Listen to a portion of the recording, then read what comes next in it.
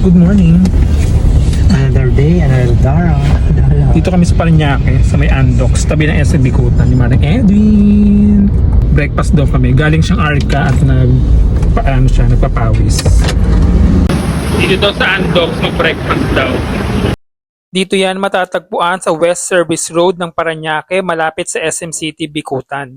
Tinignan na nga namin ni Maring Edwin ang menu dito sa Andox Azur. Pinili ko ang daing na bangus with egg at lukban longganisa naman kay Maring Edwin. So ito na pa yung order nila. Hi, thank you.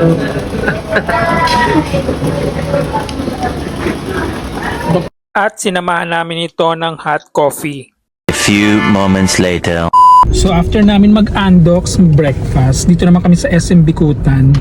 Magkadikit lang naman siya. Nandito kami sa SM Bikutan. Baka hindi na ako masyado mag-vlog kasi lobat na ako.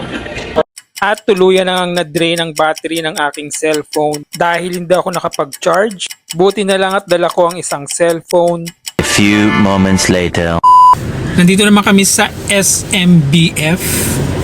Dito na rin kami magla-lunch ni Maring Edwin.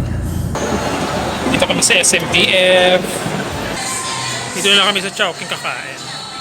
Dito umorder ako ng siomai chow fan at wonton noodles at fried chicken kay Maring Edwin.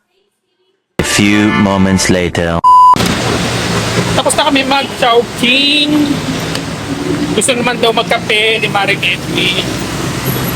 Starbucks naman daw. So dito kami sa may Santana Grove. Dito pa rin sa highway ng Sukat, Parañaque. Merong Starbucks sa loob ng SMBF, kaya lang maraming tao. Kaya dito na lang kami sa labas, sa mga stand-alone Starbucks. So dito na lang kami. Sensya na mauga yung video kasi naglalakad kami. Dito kami sa Starbucks. So ito yung order namin. Siyempre yung favorite kong matcha. Matcha with espresso. Ibang cellphone na nga ang gamit ko dito. Kung mapapansin nyo, hindi na maganda ang quality ng video dahil nalobat na yung isa kong phone na ginagamit. Halos maghapon nga kami magkasama ni Maring Edwin mula sa Andox na nag-breakfast, nagpunta sa SM City Bikutan hanggang mapadpad dito sa Sukat, Parañaque.